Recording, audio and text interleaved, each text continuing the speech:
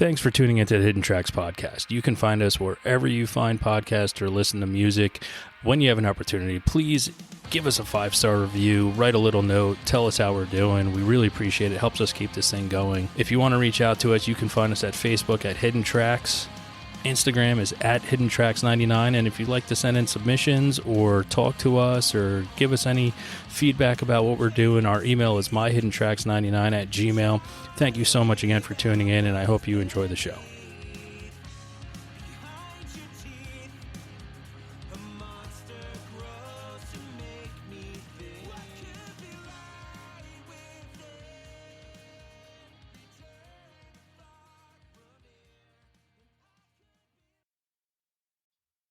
What's up, everybody?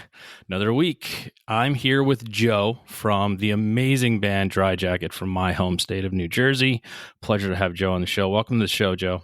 Hey, thank you. Also, I didn't know you were in New Jersey. Yes. I'm in northern New Jersey. You're in southern New Jersey, right? Yep. Yeah. Some people call that worlds apart in the state of New Jersey, but for sure.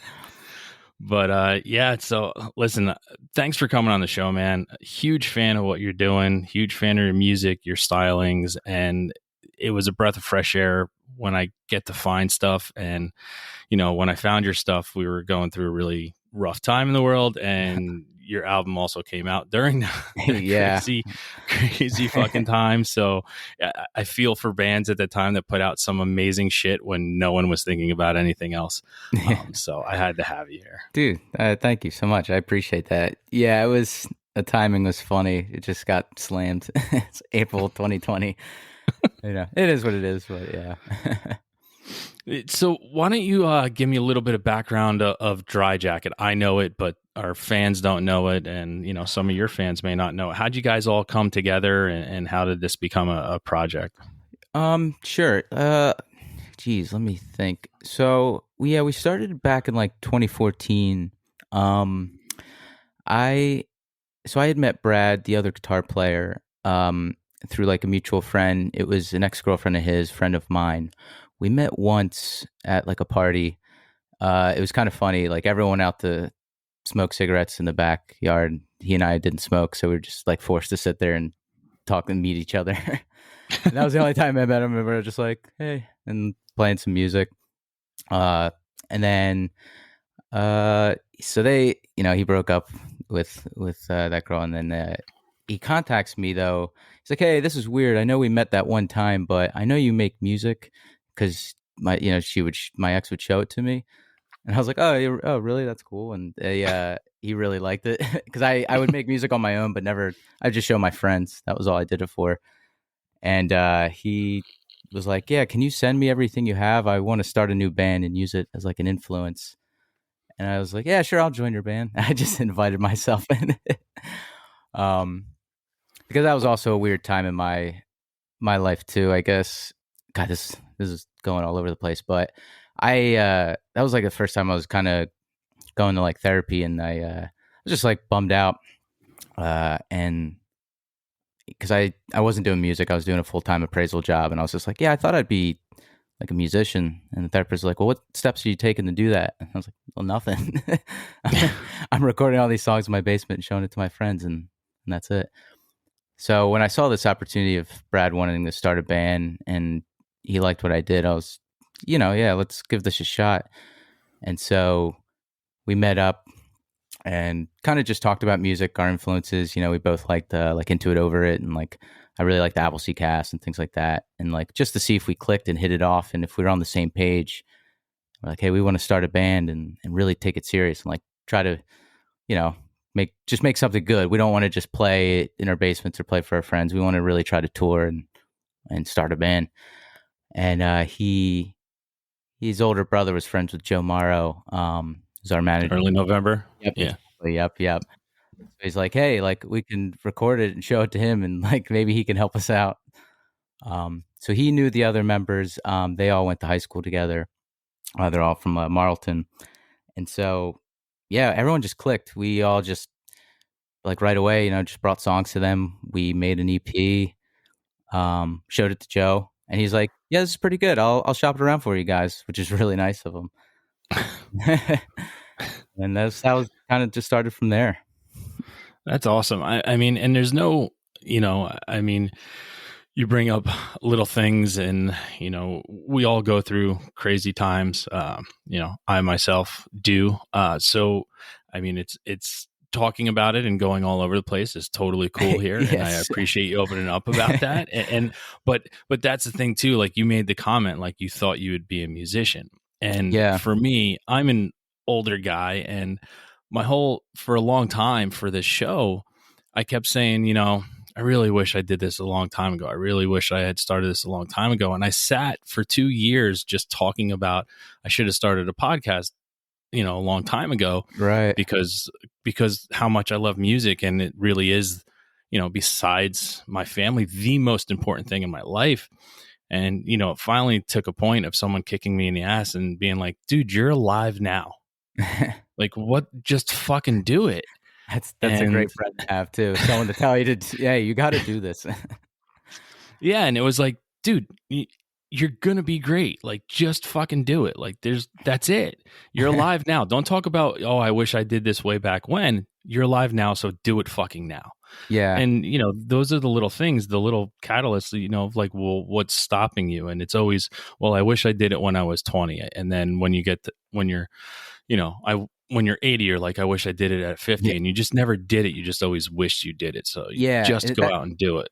That was exactly it. And that's why, so I didn't really grow up with the rest of the band. I was always in bands with people around me. And so I kind of forced myself to step out of that comfort zone because of that reason. I was never doing it. And it paid off. It's funny because it seems so simple, like, but it's such an easy mentality if you just think about it or daydream. Sometimes if I have ideas, like whether it's songs or anything to write, I don't tell anyone about it, because if I tell someone about it, I'm talking about it, and then I don't end up doing it. It almost helps to keep it to yourself, so it forces you to do it so you can put it out. There's so much bad shit in the world, and it's like, yeah, but they did it. Yeah. You might be awesome at something, but if you're not doing it, it doesn't matter. Yeah, I mean, you could be the world's greatest baseball player, but if you don't step out on the field, what the fuck does it matter? Yeah. But yeah, so I mean, it's a great story to open and come into this. And I mean, you're meeting new people, you're expanding, and you're coming up with new sounds. And you mentioned Into It and Over It and Appleseed Cast, and I just saw the Appleseed Cast again, probably for the probably in my life like the 20th time, with Sunny Day, that run. Oh yeah. Man, I wish I went to that. Yeah, how was that? And I gotta say, after seeing him as many times as I have, it was the best time I've ever seen him, and they've never disappointed me. Yeah. But it was just like, fuck, still going, Yeah, just still doing it, no cares, and just fucking bringing down the house. for sure. Yeah, they're a band. They never stop. They've always done it. What End of the Ring Wars is like, what, 98, and like they never got their praise. Like, they're not a huge band, but they're not super small. But they never are not one of those bands that stopped and came back and like, and then they're huge. Like, they've always just been putting out records, every couple of years. Yeah, they haven't stopped. And I feel bad. I wish they got a little more praise. I think they deserve more, but I mean, it is nice to see they're still just doing it. And like, I mean, they posted they needed a van to rent, I think, for the tour. Yeah. They're looking for places to crash. Yeah. I wanted to reach out, but my place is too small. And I love that. Like, and I love that. And that is like, you bring that up. Like, it doesn't give, like, we don't have enough time to miss something if it's always there, right? Like, the big thing with Sunny Day, I mean, just a huge encompassing story around Sunny Day, but going away and coming back, and that nostalgia feeling of coming back. But if you had a band that was around the same time that just never went away, they just don't get their due. For sure. And for me, like Appleseed Cast, they're like a band's band, like other bands will just talk about them, about how great they are. And it's like one of those things that does piss me off too, like that they're not bigger than they should be. But they're big enough to me so that at the end of the day, that's the way I look at it. And they're still creating music, so they never stopped and never worried about that. And that's a great thing too. No, exactly. No, you're totally right. Because even we've gotten like the band's band like backhanded compliment, because it is a nice thing. And I know people mean well when they say that, but at the same time, it's like, well, it doesn't help. But It doesn't put money in our pockets, yeah, you know. but it's yeah, it is what it and is. and that's one of the things too, like I try to explain to people that may not know, like you bought a ticket to go see a band, right? And you're stoked to see this band. That's great. They're not getting paid whatever in your mind you think they're Yeah, getting. Subtract $8,000 from that. yeah, Like if you exactly. think they're getting, yeah, if you think they're getting paid $1,000 for the night, like on some big show, subtract $8,000 from that. They just lost $7,000. So go Yeah, over their table, buy their fucking shirts, buy their fucking CDs or their vinyl or tapes, whatever the fuck they got, and buy it, because that's the only way they're making money nowadays. yeah. No, exactly. You know, that's my thing. As soon as I saw your stuff, the first thing I do is all right, I like it. I don't want anything to happen with these guys. And I'm like, hey, maybe my $20 will help to buy the album.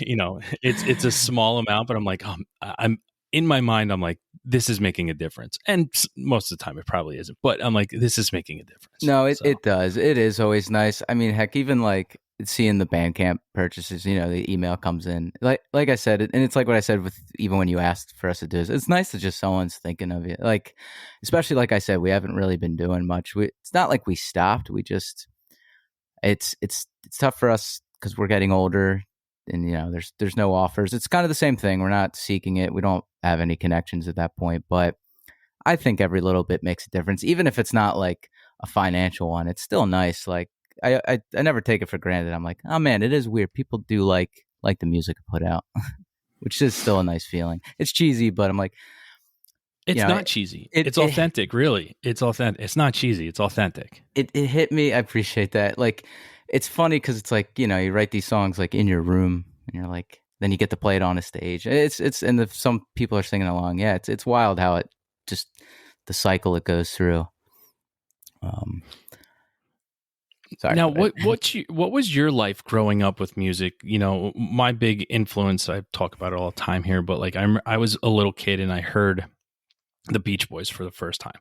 And like there was always music on and around. My parents were, big heavy in the music. My grandparents, like I was very lucky. I always tell people like my brother was 10 years old. My grandparents, were moved here, and my parents are from the 50s, and I'm like, I just like try to explain, like I got jazz, doo-wop, country, metal and rock from my brother, new wave from my sister who was 4 years older than me, and then I got to find my own way in music. But I remember, like I remember the first time I heard the Beach Boys. I was a little kid, and it changed my life. And it's weird, like people like the Beach Boys. I'm like, yeah, but follow the music that I listen to. Like there's harmonies and melodies, and it Oh came from yeah, that. yeah. The Beach And Boys are like, great. and like, did you have any moment like that when you were growing up? Was there something that just clicked with you when you were a kid for music? That's tough. I kind of didn't. I didn't have good music in the house. My mom loved smooth jazz. There's a lot of Kenny G going on and stuff. Oh, it's horrible. Oh, she liked Sunday with Sinatra. She played that with Sid Clark. That was on every Sunday. Um, but so my big thing, I have an older brother, and he's kind of what turned me on the music, like better music. I my mom made me play trumpet when I was young. That's why there's still like some dry jacket trumpet parts. So I was kind of like band nerd, listened to like just like trumpet playing music, just like Miles Davis and a little Wynton Marsalis and things like that a little. But um, I wanted to play guitar. I was like, well, I want to learn the cooler instrument. And because my brother, he was like, he got to play in bands, he got to play drums and bass and guitar and all that stuff. And I was like, why am I stuck with the trumpet? It was his old trumpet. He had to play the trumpet, and he quit, and then I had to do it. And I stuck with it. I don't know. I had more guilt than he did. But there's a point like, so I think I was 13 when I got like my first guitar. Yeah, I'm left-handed, which is funny. They give me a right-handed guitar, and I go, I'm lefty. Like, well, if you stick with it, we'll get you a lefty one. Which now I have to play righty. I'm just used to that now. But my brother, then later on, he's like, so it's, yeah, I guess maybe when I'm 15. I really didn't listen to music. Like I didn't have a pop punk phase or anything, and that's just me. The rest of the Dry Jacket guys definitely did. I just didn't. I didn't listen to anything until I'd say when I was about 15. Like That's when I liked like the Killers and like Circa's Juturna came out. Like my brother's like, here, listen to this, listen to Death Cab, and he was like, I want you to like play some music with me, like in because I was picking up guitar pretty fast, and he could never find anyone to play with, so I think I'd play bass with him and like play guitar with him, and he would just keep giving me different albums to listen to. So luckily through him, I was able to find some stuff. But as far That as parents' influence, yeah, nothing good. yeah. Although I was able to find like my dad's records. He liked a lot of Motown. He loved the Bee Gees too, which was funny. But he had a lot of Motown records that I still have and like to go through. I do love the Four Tops and things like that.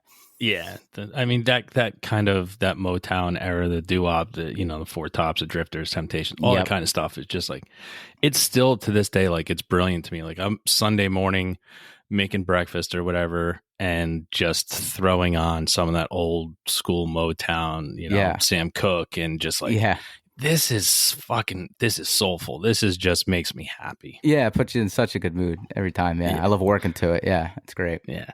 Now, do you remember like your brother showing you all this kind of stuff and that's amazing. Do you remember like something that you found that you like took ownership, some band or some album that you found that you took ownership of? That's a good question. It might be Appleseed Cast 2 Conversations. That was showed to me by an English teacher, actually. My freshman English teacher. He just funny, see him all the time. I think he was like 28. He I would play guitar. I had like a couple friends. We were on the same class with him, and like we would just mess with it. He was just like he was a nice guy, and we're like, yeah, we play music. He's like, I play guitar, and he would talk about Appleseed Cast, and he's kind of what showed me that. He was friends with like and would play, I think, in some bands with, I don't know if you know, like Gradwell House down in like Haddon Heights. It's a pretty big studio in South Jersey, and that's like Dave Downham and Steve Paponi, like the Up Down Down guys. Mm-hmm.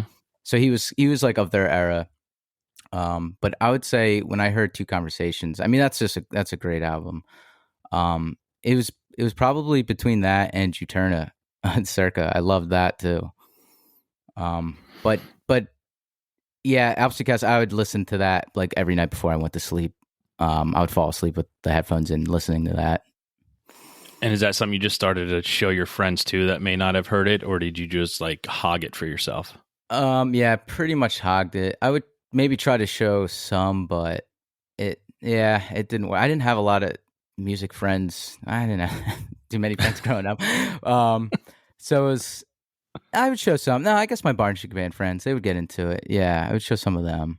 We would all listen to it. We had a small little clique, like whatever, the three of us.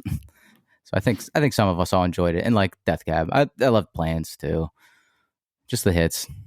Yeah. Now you got to play with your brother and stuff. Was that your first collaboration? And did you guys like kind of have a band together? Did you guys have a name that you called yourselves, or was it just something you were doing? That's funny. We might have. So the funny thing is, we have two different dads, and he's 9 years older than me. So I was like 15 playing with them, and I guess so what would that make him, like 23, 24. So they were all older, like in their early 20s. So we would play. We never got out of the basement though. God, what was the name of the band? I forget. Might have been Consinity, something like that. I think that means a harmonious tone. And then he and I we started another band with another friend. I don't even remember the name of that. That one was more riffy. That was when I was writing more of the songs. People said it sounded like American Football. I didn't know who that was. Although I was a huge Owen fan. I didn't know it was the same person. Well, that's purposeful. Yeah. that was purposeful. But yeah, no bands that ever really made it out. Then like the other one when I was like 18, I was in a band with a couple of local friends. We played some shows, but God, it was like bar shows and stuff like that. And like those like Battle of the Bands and things like that. What was the name of that band? That was called The Coastline, which is embarrassing because there's a bar called The Coastline. And so we'd have a flyer out and people go, I'm at the Coastline bar. And we're like, no, the show's at a different bar. The name of the band's the Coastline. It was fun. So when was the first time you got up and performed in front of strangers besides like, band with the trumpet? Like when your first time you performed, and like, do you remember that and how it went? That's a good question. I did solo music for the longest time. I always did that. I was always making solo songs from when I was like 15 on, and I always did it under the name of Ides of June. My like joke name was like, so my last name's Junod. People just June, sometimes just easier. It was like a stage name. It was like a joke kind of thing. Everyone calls me Joe Junod now still, which is funny. It's stuck. But I did do some shows with that later on where people like, and that's like the music I showed Brad that like he liked, that started Dry Jacket. I think we played like 3 shows. We played like a friend's backyard. And then, and I think like another small local venue. We might have played 2 or 3 shows. How it went, I think they were okay. I don't think it was too bad. They were, I don't know what shows were ever fun. I don't want to say they're not fun, but for me, it's so stressful. I'm nervous the entire time. And like, I'm just focusing on playing well and hopefully singing all right. And, so I'm not even present or really there. I You just honestly, put so much pressure on yourself the whole time. Yeah, so I guess I can't tell you how it went, but I think it went okay. It wasn't too bad. Wasn't no major issues that I could remember, which is good. You're still here to talk about it, so it didn't go that bad. Yeah, it didn't turn me off of it. I was like, I want to do this, but this is still terrifying. Do you have a performance that sticks out in your head, like for good or for bad, like just a live performance that, and again, if it's bad and you don't want to talk about it, that's fine. But like for good or for bad, just a performance that you'll just never get rid of in your head. Let's see, like a Dry Jacket one, I guess. Man, I can think of some bad ones. That's another problem though. I can only hold on to negative thoughts. Like the good ones, it's like, yeah, it's fine. It's like when you see the one bad comment and that's the one that sticks out amongst the good ones. It's same with the bad memories. And I could think of a really bad one, but maybe I could tell you the bad one. Hopefully a good one pops in. There were good ones for sure. But geez, there was one show, I think it was in Anaheim. It was on the Yellow Card tour that we did. And the sound guy, I'm pretty sure he was just drunk. And like, it was just constant feedback the entire time where Brad just, hey, like he's like waves, like, let's stop. Hey, fix this. It was just feedback the entire time. And the guy comes on stage and he's trying to, I don't know what he was trying to do. I don't know what was causing it. And it was a mess. And it was just feedback for, I don't know, like 10, 15 minutes for everyone. And then maybe a song. I don't know. It was just so bad. And then like the end of the night, like we wanted to like kind of lay into him. The dude's just like sitting there, like he's just drunk on like the side of the building. And we're like, Jesus Christ. That one was bad. Yeah, just a ton of feedback. But God, there's got to be some good ones in there. Yeah. Well, like, oh, okay. There is one that was just very meaningful to me. We played Boot and Saddle in Philly, which I love. It closed during the pandemic. It might be coming back. That was with Sleep In, which is like the friends of mine, and The Progress when they did a couple shows. And that was like huge. That was just like such a fun show. It was packed, but it's like a small little 200 cap place. Like, and it was, man, that was just great. That was like, I got to meet Evan, which was for the first time. I was going to say, like, if you mentioned Into It Over at the beginning and then you just casually throw in, like we played with The Progress. It was awesome. That's who we did Going Out of Business with, our latest record. Eric McNeilis, the guitar player in The Progress, and Sleep In. He's like a friend of ours. He works Sleep In's great too. Yeah, they're great dudes. That was a band I was in. I don't know how well you know those guys, but Joe Francolino. It's a shame. I haven't seen each other in ages, but he and I would always play guitar. We like lived together, play guitar together. He and I would always try to start bands. I was in the Coastline with him. That's how I met him. That band. But I would say that Progress show, that one really stuck out. that was meaningful. That's awesome. What was the first concert you ever went to in your life? First concert, I think it was a 98 Degrees one with my cousin. Nice. um, Did you pick that, or no, was it? no, Okay. no. I don't know how I ended up getting dragged there. Maybe they were babysitting me or something, or yeah. First How show about the that first one? that You I got got to pick. Yeah, Yeah. Let's go to that one. Let's go to that one. that one was actually kind of cool. That one was, it was Anthony Green and Good Old War, but it was before Good Old War was Good Old War. So the ticket was for Days Away, which another Philly band I love. But Days Away had stopped and they started Good Old War. But before they went, I think it was KDT, Keith, Dan, and Tim, is what they went by. And so it was kind of, I think it was the first Good Old War show, and Anthony Green like headlining. I think that was the first show I went to, and it was a lot of fun. It's tough because I also realized I'm not a show person. I don't want to seem like because I don't like performing either, but I know I was like I don't want to be watching. No, I do want to be up there. I want to be playing for people like they're doing. But yeah, I think that was the first show. I was probably probably 15, 16. Oh, it's a good show. A little later. Yeah. Oh yeah, it was a good show. That was a lot of fun. Now, if going to Dry Jacket, like the music you're creating and the stuff, and I also think it's weird, the fact that the name of the album that came out during when it came out, Going Out of Business. I mean, it's awkward, but at the same time, it's just like, you got to be fucking kidding me. Like, did you have that thought too? Like, after you were like 7 months in, you're like, did we really name our album Going Out of Business and put it out? I loved it. I mean, I didn't love the pandemic part of it, but like we knew going into it, oh, this is funny. We're broke. The label didn't want to do that record. And we're like, well, we already have these songs. We got to do it. We don't have any money. We put it on a credit card, which we're still paying off. The interest is terrible on that because we're not playing shows. Yeah. I have to like text everyone like, hey, everyone, we need like everyone put in $25 so we can do a credit card payment this month.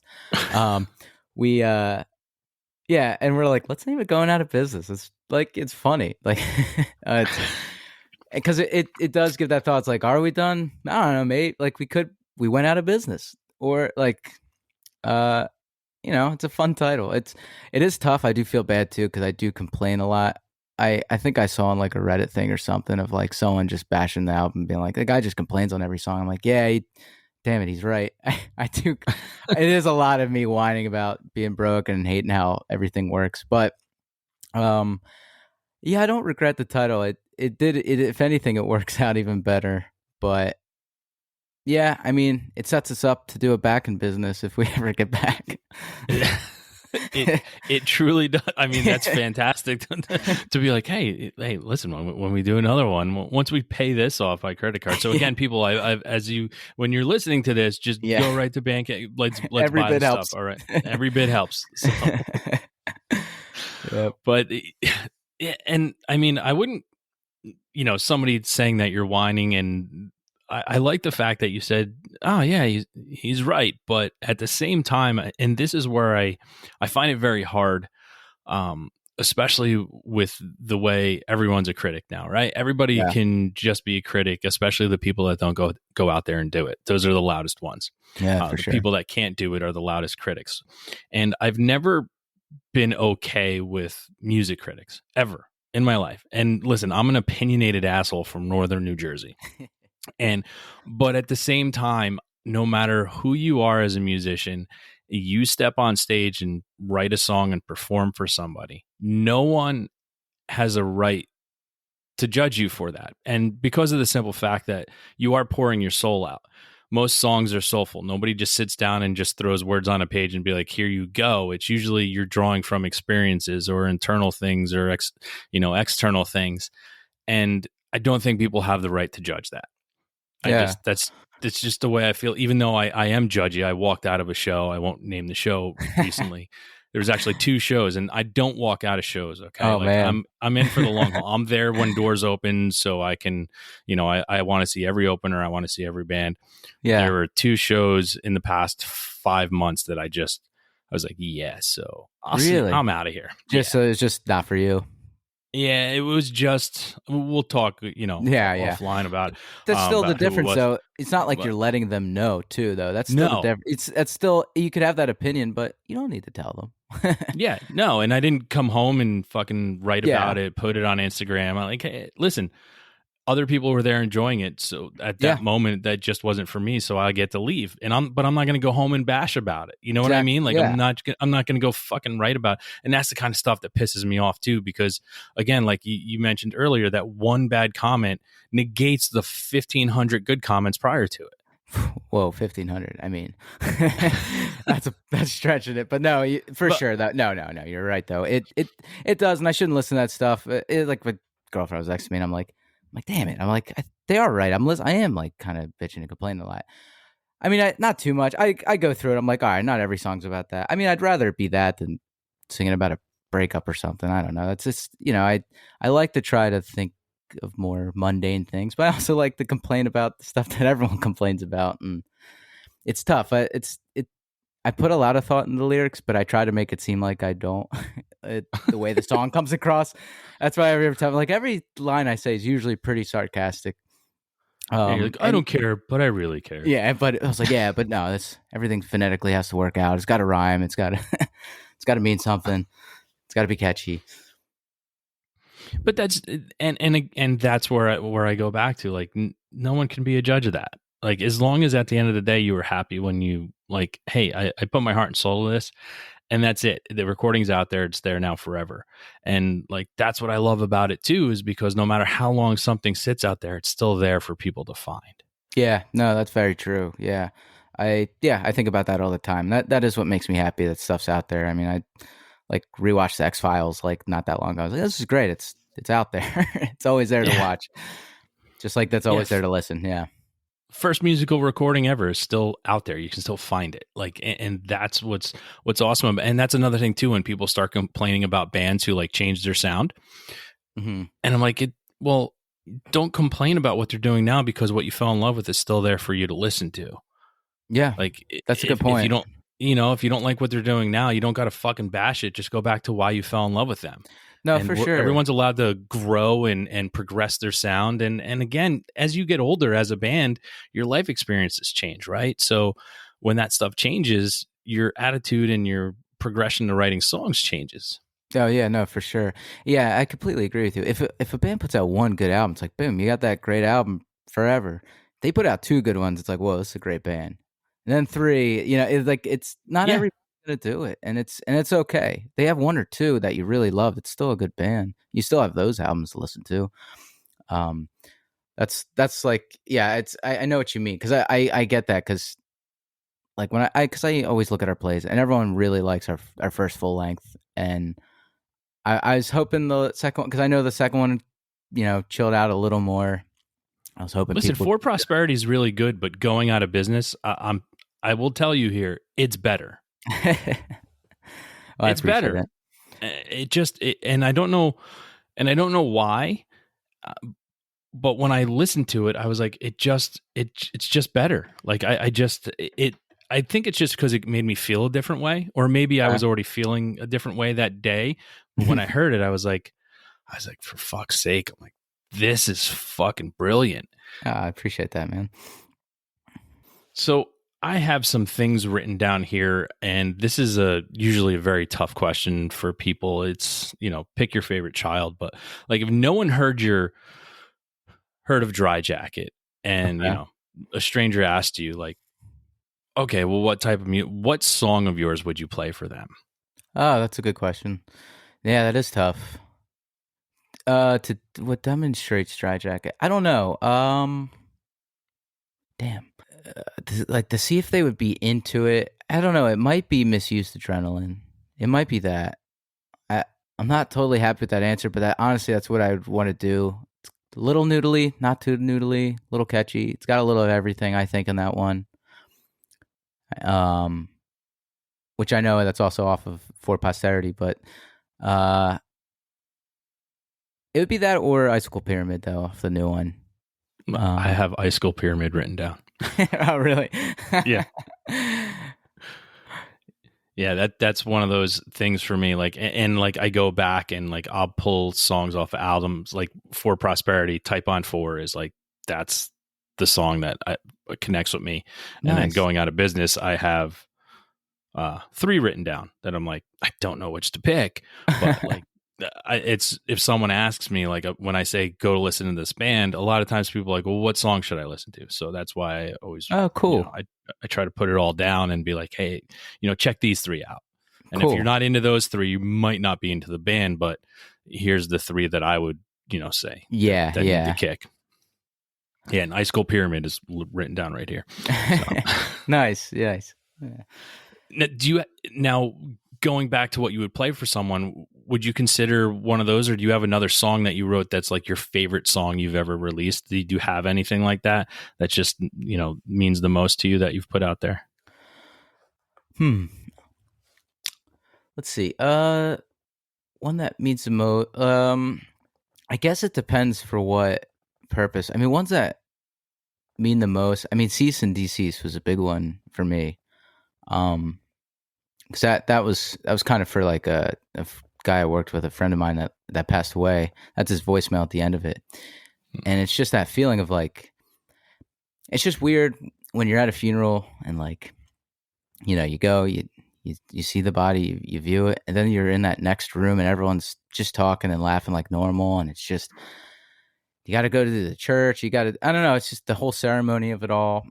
That one, I put a lot out there, I feel like, emotionally for me. Songs I like though that I'm proud of. One is like Anna. I just really liked how that one came together, just describing a bad New Year's Eve fight. And I really liked how it just flowed. And same with the Salt Life. Just same with the I sometimes the acoustic ones. I feel like they're a little fun because I clear with the guys my lyrics and stuff too. I'm like, this is okay to do. Like, I don't want to, I'm kind of speaking for everyone, or I don't want to speak for everyone. But the acoustic ones, I feel like it's like, well, this one's just me. People know if they don't agree. It's just that one dude. Salt Life's another one. That one was tough too, where I was like, I sent it to the guys and I'm like, hey, this is either like kind of cool or really lame. Like, this might be kind of good, or like a high schooler, like an 8th grader wrote this song. And that was like the first time I kind of really more described how I feel, of just like, it doesn't take much to bum me out. And I'm like, all right, it's not going to be forever. It's fine. It's supposed to be comforting. And some people do find comfort in that. Yeah, but that's the thing too. That's what's so powerful about it, because you may not know this, but someone could find that song, attach it to them, and a song can save a life. You know what I mean? Like that's the power of what you're doing and what you're surrounded by, right? Like you never know, and that's also a big part for me, is to tell people, if you wrote something, what it means to me, because you could save a life by writing a song because all you did was share how you felt at that moment. Yeah, that is pretty amazing to think, because you don't go into a song thinking that. You're not like, all right, No. which lyrics are going to save people's lives. So that is a cool like thought that does happen. And someone actually yelled that at a show to us once. I think that was also in the Yellow Card tour in LA. In between sets, like, or songs, someone's just like, "You guys saved my life." And like, they're being serious about it. And I was, first of all, good for them for like just yelling that in a crowd. Yeah. And it was just like, holy shit. I don't know how, but that's cool. Like, I'm glad someone, like, it meant that much to them. It's amazing. Yeah. And that's music, man. And that's why when it comes to music, like, it's so powerful, and it breeds such a community. And that's what I love about it too. Like, it breeds so much into the world that I don't think I think we take it for granted a lot. Like a lot. Like, Yeah, I think I agree with that. as soon as you turn something on, it's just there at your fingertips. I think we've fully taken it for granted, especially now with the streaming and stuff. Like, back in the day, I've talked about this plenty of times, but back in the day, like when you had to go out and buy music and buy a CD, they weren't fucking cheap. So now you're committed to it. Like, there was no way to go find something else until, LimeWire, Napster, and all that shit. Yeah. But so back in it, like, all right, well, I spent $20 on this fucking CD. Yeah, you If would. I don't like, I'm gonna force myself to to Yeah, listen to this and because you'd like, only know maybe one or two songs are good because you'd heard it on the radio. yeah. But other than that, it's a gamble. Yeah, for sure. And that's what I started to love when like you started to grow up in music and starting to find your own stuff, and then you find a label and you're like, well, I just heard 3 bands off this label that I love, and this band's on this label. I don't know who they are, but now I'm going to check that out. And that's the kind of stuff too that that's the one thing that I see that is starting to come back that I love is, you know, the little independents or management companies that are taking control of bands. And like you start to see certain bands with these certain people, and you're like, okay, well, we're all starting to like the same thing, and it's breeding different communities. And that's what I love about it. Yeah, no, most definitely. Yeah, I know what you mean. Yeah, that was a conflict, honestly, of mine with the whole Hopeless thing when we did the EP and the first full length. Because of that, I really didn't think we were comparable to any of the other bands on there. But it's funny that you say that because I didn't know if people would look to the label and then the roster. But like, I also know what you mean, where I think that's starting to kind of come back. You know, I think we would have been better off with a more independent label. I didn't think that was the right move for us, but yeah, I do know what you mean because I find myself doing that, of finding smaller labels that I like and then seeing what else they have.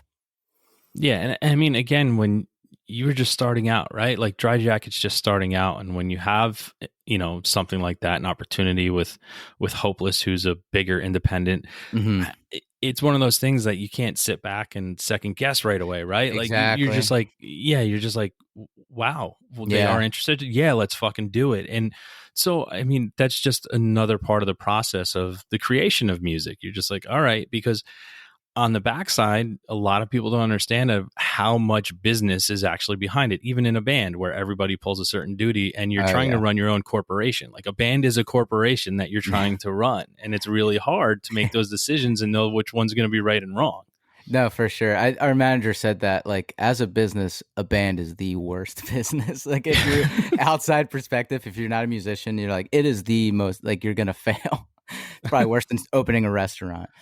Yeah. So that's Well, funny. Yeah. Oh, go ahead. no, I was going to say, yeah, the saying in the restaurant business is, how do you make a small fortune in the restaurant business? You start with a large fortune. That's good. I like that. So we've talked about some bands and stuff. Do you have like a band in your life that just never lets you down? Like something that you always turn to, like whenever you need something, like, and when they create stuff, it's just, you're always going to listen to it, whether it's good or bad. Like you just always go to that band. It's a shame because it's just going to be the same ones. Like, I was going to say Death Cab It's Fusion, fine. my go-to, but I will admit I don't like, their recent stuff. However, Appleseed Cast never disappoints every time I listen to them. A lot of the stuff I listen to usually isn't putting out new music though too. Although like, that's tough. Because I mean, Into It Over puts out a lot of stuff, and his stuff's always solid. Yeah, but I it might be Appleseed Cast for me. They're a band that can't do anything wrong in my eyes. I'll listen to whatever they put out. Yeah, I think with their full catalog, I really don't think there's anything that can disappoint. Yeah, I agree. And I mean, Into It Over. I mean, Evan, pretty much anything Evan has touched has just Exactly. been just fucking awesome. Oh like, yeah, Pet Symmetry. There. It's insane. Yeah, the new couplet stuff that he's doing with Tanner, Yeah, like it's very just cool. like, and that's the kind of stuff where I'm like, fuck you. Like I get pissed. I'm like, fuck it. You're not allowed to be great every time you fucking put something out. Like, give me a stinker somewhere. Like, that's another be New Jersey normal. native. Yeah. Yep. But it is awesome to watch people that just like have that ability to just, no matter what they're creating, like it's just awesome to see. So Yeah, no, for sure. What's the last song you cried to? A song I cried to. Oh man, I don't know. Damn, I can't think of a good answer because I know I have no good way of explaining this. This is so lame. Right now I've gotten into like screenwriting, so I listen to a lot of just instrumental music. And so Mhm. I just picture like scenes that I want to write, and like I'm like, oh man, this one gets me, and like my eyes will well up. But that's not a good answer because I can't be like this weird instrumental song of this with this quartet. But I don't know. I think it it might be a Four Top song. It's not a sad one, but I love this guy. It's a cover, I think. This Guy's in Love with You. It might not be. Hmm. I'd have to look it up. Geez, it might be that. I'm not happy with that answer, but man. No, that's you don't have to be happy with anything. It's just a question. I love I love how you said though, because I do this in my head. Like when I listen to a song, I create the music video to the song in my head. Yes. Oh, dude, that's all I did growing up. I used to just love walking around listening to like Circa, and it was like, oh, I got a video for this, got a video for this. It's so fun. You create your own thing, and then MTV doesn't have videos anymore, and you just got to search out whoever made one on YouTube. But it's just like, and then when you see it, you're like, that's not what I thought. Mine was better. Mine was music video. Higher budget. Yeah. I had more helicopter explosions. I had more Michael Bay money. No, definitely. But no, I do get that though. Yeah, I like sitting there and listening. Oh, you know what? Actually, I can give you a better answer. I know exactly what it is. It's the opening track, 737 on Foxing's album. That line with the rover, my battery's dead and it's getting dark. Oh yeah, that gets me. Yeah, that's the one. I can already feel it. I'm just picturing that poor robot out there by himself. All right. I love how you were still searing. You were just sorry. I'm just thinking. I gotta have a better answer. I gotta have a better. All right. For someone who's in a pretty awesome indie band, is there something that you listen to that people will be really surprised you get a lot of enjoyment out of? I mean, I don't know if it would be Four Tops. I don't know if that's surprising. I do love it. I don't like. I never posted like the Spotify thing because that's the most I listen to is Four Tops and just a lot of Motown. I just love that. I'm trying to think of surprising. I don't know. It might be that. Like, I don't know. It's how surprised or just the instrumentals, the royalty free music I can use for editing videos too. Right now it's that, and it's a lot of it, man. I have like 8-hour long playlists. It's bad. The royalty free music's amazing. Yeah. Well, searching through it. Yeah, it's like $15 a month, and I love it. It's my favorite thing. And they made a mobile app now. I'm like, great, I can listen to this on the go. Of just these instrumental songs, so I can get ideas. That's awesome. The world's going to end tomorrow. A meteor's going to crash into the earth, and there's 5 minutes left to live, and you have to listen to one song. What's the one song you listen to? It's the last track of On Two Conversations. I don't know why I can't think of it. I'm gonna look it up because I love how fast you were with it. Yeah, that's one of those songs I don't know. I don't know how else to put it without sounding bleak, but I was like, I'm gonna die to that song. Well, no, it makes sense. I mean, it's a dream for us. A dream for us. Yep. Yeah, and it makes sense, especially with a title like that too. So yeah. Awesome. All right, big day in your life. You get your driver's license. What were you listening to that day? I think it was Beastie Boys. It's Sabotage, just blasting because you got your company. They have some Brass Monkey, yeah. Oh man, that's awesome. So, keeping this going a little bit, I mean, if you are going to get back in the business and you are going to do stuff, do you have any plans moving forward? Is it are you working on new material? Could it be Ides of June? Or what are your... I do have songs I've been writing, and I'm trying to figure out how I'm going to do them. Songs I write are they're going to sound like Dry Jacket songs, and I talk to the guys. I mean, everyone's busy. It's tough. And I want to get these songs out there, but then at the same time, I don't want to start over. I don't want to do an account. I don't want to start a name and do another whole thing. And part of me wants to just do it and put it out and be like, all right, I'm not even going to tell anyone, which still might be an option.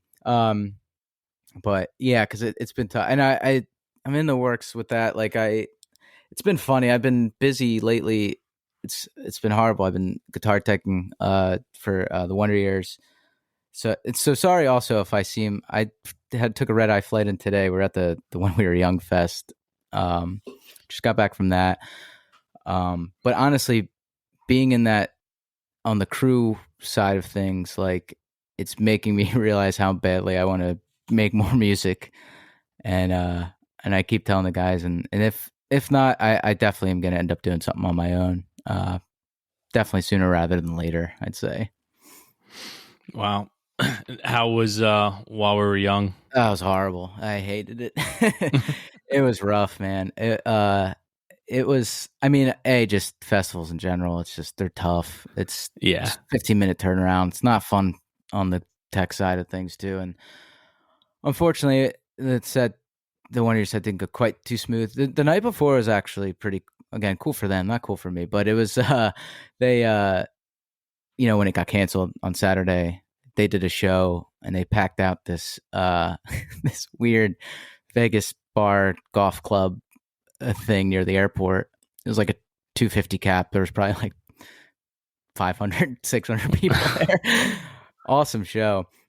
Yeah, it was a nightmare, but just standing there by the Guitar World, making sure no one throws any drinks at it. But it's not for me. I guess the fest it went okay, but yeah, I might have to go back next week. Festivals, listen, man, festivals are tough, and yeah, I'm an older gentleman now in my life, and I went to a 2-day festival out in Pittsburgh, Four Chord Fest, recently in September, and last year did Furnace Fest. Here now, like I did, and I think I did 3 festivals last year, and then this year 2, and then I was supposed to go to Fest this upcoming week, and nice. I actually canceled. I was like, I can't do it. Yeah, I'm like, I can't do it anymore. Like, I'm just like, it's a lot. It is. It's just, it's a lot. It's awesome. But at the same time, when you're done, you're just like, what the fuck am I doing? Yeah. My first experience, they took me out to Riot Fest, to shadow their current guitar tech. So I was just on like the last run with them and then gone on the UK run with them, like next week. And, that was like the first festival I'd really been to. I never went to Warped or I never done any of that. Like I said, I don't leave the house too much. And I was just like, this is what people do. Like, look at all those people. Look at them all moving around each stage. And I was like, I mean, it was lucky. I'm glad I got to be on the other side of the fence, but it was just, they're wild. Yeah, it really is. And Riot Fest is one of the more smooth ones. They know what they're doing. This one was, it was a mess. I mean, I don't want to bash them too hard, but I mean, it is what it is. I mean, it was people that didn't know what they were doing. I mean, the stage hands it was rough. It was just people that were new at it. It was the first time doing this festival. Well, I heard a story that, and listen, I don't know how much it's true, but that they advertised that festival with all the bands on it before they even had any band signed. Oh, I don't know. People just started, and people started to just agree to it. Like it was, that's funny. I don't know how true that is. Yeah, it was a marketing thing. Because there was one band that said, they're like, like, yeah, our name was on the flyer and we never even got a call for it yet. Oh, weird. I don't know. Yeah. I'll have to ask some people and see how true that is. That's funny. I don't know if it's true or not, but one of the guy in the band came out and said, he's like, yeah, our name was on the flyer and we never even we didn't get a phone call yet before the flyer was out to be asked to play. He's like, and it was just so happened. We're like, yeah, we weren't doing anything. So we agreed to it. Like, I guess we have no choice now. Yeah. And that's why it's funny when you're like, oh, it's new and things weren't 100% great. This is how festivals, right? You just say who you want on it, and then they come, and then they agree. I guess if you build it, they will come, right? So yeah, exactly. Baseball, yeah. But well, I don't want to keep you for a long time, so this is been really fucking awesome getting to spend some time with you. So before we move into our final segment, I'd love to give you this opportunity to tell people how to find all the stuff maybe you're doing personally and all the Dry Jacket stuff and everything. We're going to put it out there as well, but I just love you to give you this open opportunity to do so. Sure. I mean, yeah, just Dry Jackets, Twitter and Instagram, probably. I don't even think I know how to log onto the Facebook. So I would just say the Dry Jacket Instagram is probably the best bet. And then, Spotify and all that. Or our Bandcamp if you want to buy the album, which would be helpful. Yeah, Bandcamp. Yeah. Buy it. Please. Buy it, people. I would appreciate it. But yeah, so here we are. We're coming into our final segment where I mentioned you guys on a earlier episode. 3 things you're listening to right now that you'd like people to check out. This is tough. And don't search for the right answer. Just what do you listen to that you've enjoyed recently? Recently, actually, and I think you had them on. I was going through, so I didn't want to pick this one, but Carly Cosgrove is up there for me. The See You in Chemistry, their newest release. They were on. I had no clue. Like I said, I'm bad with keeping up with music, and I play in Aaron West too, and we did a run with them where they were opening, and I was like, oh my God, these kids, they're so young. I'm like, they are amazing. Yeah, they're brilliant. That's why I had to reach out to them. Yeah, they're awesome. We did have them on the show, and it's That's just awesome. Like, I love it. And don't keep up with music. And that's why we tell people, like, even if you don't want to listen to the episode, just follow us on Instagram for the weekly threes, because, we put out some good shit and you could find your new favorite band, Dude, for sure. So. Yeah. And then the other one, I was just out, like, this is how I find them. I have to see them. It was Max Seal. I never really listened to Max Seal, and then I was like, oh my God, these guys are awesome. They were opened on the Wonder Years tour we were just on. Yeah, and they're great. I mean, I think they're working on new stuff. I think their last record was a couple years ago, but it's still so good. Nice. All right, you got one more. One more. Oh no. Did anyone pick Foxing's Draw Down the Moon? Because I do listen to that one a lot. That is good. All right. But I'm sorry. See, you don't like that one. No, listen, I do. I've seen Foxing a bunch of times, so like it's all good. So you don't have to search for an answer to impress me. I'm easily impressed. It's tough. I'm just trying to think of like, what I would like when I go to, and like if I hop in the car and I'm going on a drive, and if it's not going to be a podcast. I really like that record, and I know they got a little bit of crap because it's like kind of poppy, but it's really good. Yeah, well, fuck people for giving them crap. I mean, yeah.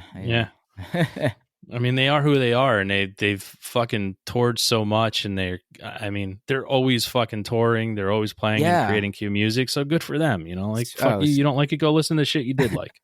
Yeah, it's and like same thing. They have their day jobs too, and it's like, geez, like it's tough. Like, yeah, I just hate when I see bands that are that good, and then, it's when you can't make it like you're living your full-time thing. Well, and I mean, that's the biggest part right now. Like, people think that just because, you're in a band and you're performing in front of a bunch of people that you're making money. No, I have a day job. Like, there's so much I do. Like, same thing with the show. They're like, oh, dude, you look at all those people you've had on your show. Like, that's got to be awesome. You got to be killing it. I'm like, yeah, no, I lose $80 an episode. So yeah, like, it's like, I don't know what you're thinking. I know, it's crazy. Our big thing for Dry Jack is we got asked a lot about the Yellow Card tour, and I have to put this out there because it's just funny.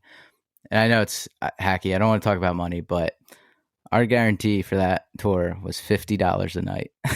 Yeah, and it came to us. Here's the offer.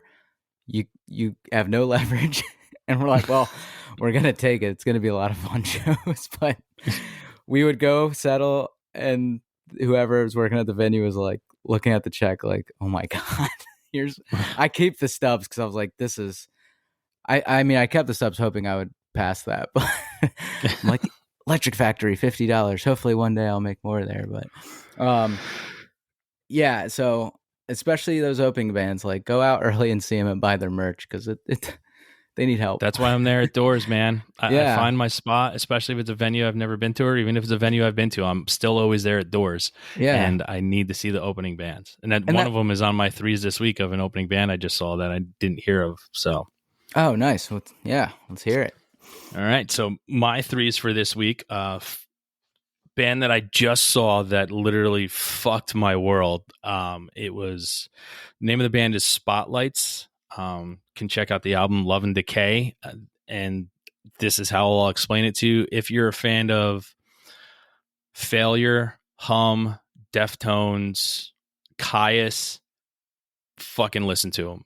It was absolutely fucking insane that sitting next to my friend looking over and our jaws just on the ground after the first song, like, what the fuck is this? It was so awesome. Spotlight. And I think they are more of a live band. I mean, their albums are great, but if Spotlights comes anywhere near you, you have to go see them. Nice. Where are they based out of? Brooklyn now. I think they're from San Diego, and but they opened for Quicksand, and it was amazing. Like they were done. I was like, I'm excited for Quicksand, but I kind of wanted like 8 more songs.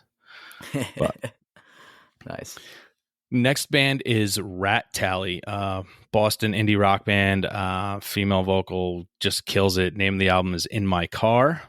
And that's Rat Tally. And last but not least, this is older, but there's an indie folk band out of Seattle that was called Hazelwood Motel. Just check out the self-titled album Hazelwood Motel if you just want to chill. Great background music, great to sit next to a fire too. Nice. But those are my time of year this week. Yep. Nice. But Joe, thank you so much for being here, man. Means a lot. And, just so you know, what you are doing does mean something to people. So, don't ever, it's hard to push away the bullshit and the negative comments, but I will sit here and tell you, I don't blow smoke up your ass. And I really don't have people on here whose music I don't enjoy. So thank you so much for what you've given me and what you've given our listeners. We appreciate it. Oh, thank you very much. Yeah, that really means a lot. But everybody, know what time it is now. We're coming to the end. So your job is right here to go out, listen to Dry Jacket, and have a great fucking time. Someone ought to knock you down a couple of pegs. Have you heard what I said? We're gonna have to walk you out. You opened your mouth. What was that all about? Now you can't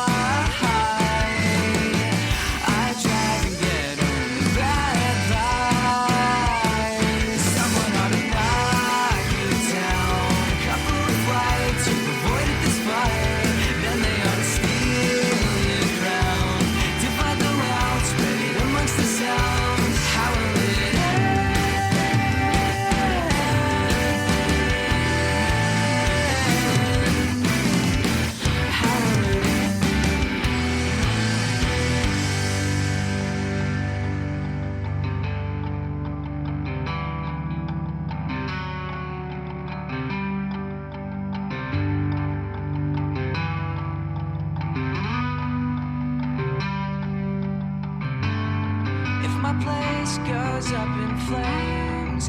It'll last for several days, but it's okay, rectify through insurance claims.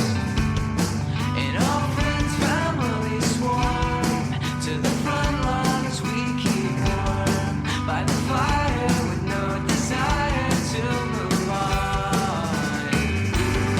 If my place goes up in flames, they'll extinguish it the same day